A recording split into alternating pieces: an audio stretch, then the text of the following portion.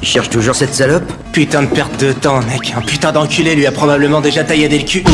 Qu'est-ce qui t'arrive? C'est de ma sœur que tu parles!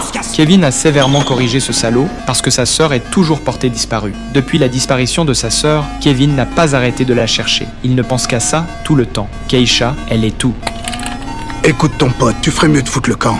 Je vais nulle part sans ma sœur. Allez, fais un sourire à papa. Keisha s'est fait kidnapper par un taré sans pitié. Chaque seconde, elle souffre le martyre. Un soir, toute la ville est plongée dans le noir à cause d'une panne. Quand les caméras de surveillance tombent en carafe, Keisha se redresse d'un coup. Elle est sûre, c'est sa dernière chance de se barrer. Keisha attrape la barre et frappe la porte comme une folle. Elle y met toute sa force. Finalement, la porte cède. Des pas descendent de l'étage. Le ravisseur arrive.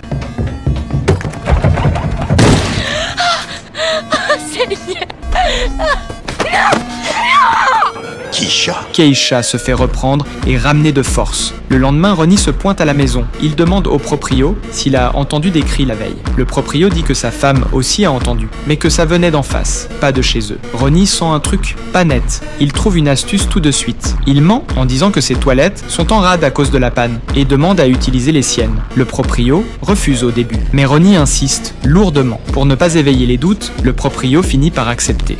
La salle de bain est à l'étage. J'apprécie.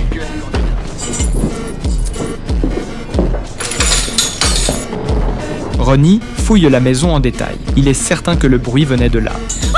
Les propriétaires de ces lieux...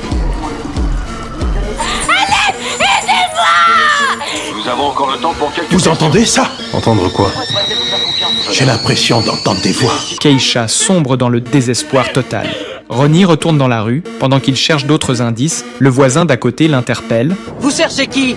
Une jeune fille. Un gars de l'autre côté de la rue m'a dit qu'il avait entendu un cri venant de par ici. C'est qui ce gars? Il habite dans la maison en face de la vôtre. Oh, je vois, il est un peu secoué. Vous connaissez sa femme? Il vit seul, il est pas marié. Ronnie pige tout de suite que le proprio a menti. Il fait demi-tour et retourne à la maison. Keisha! T'es là? Oui, par ici! Je suis là, aidez-moi! En même temps, le proprio rentre chez lui. En voyant la porte défoncée, il comprend qu'il y a un problème. Ronnie force la porte complètement. C'est terminé. Je vais te ramener chez toi. Qu'est-ce que tu fous? Je me suis occupé de toi et c'est comme ça que tu me remercies? Keisha rassemble toute son énergie et lâche toute sa rage et sa haine. Finalement, Keisha réussit à se libérer de ses liens et se tire définitivement de là.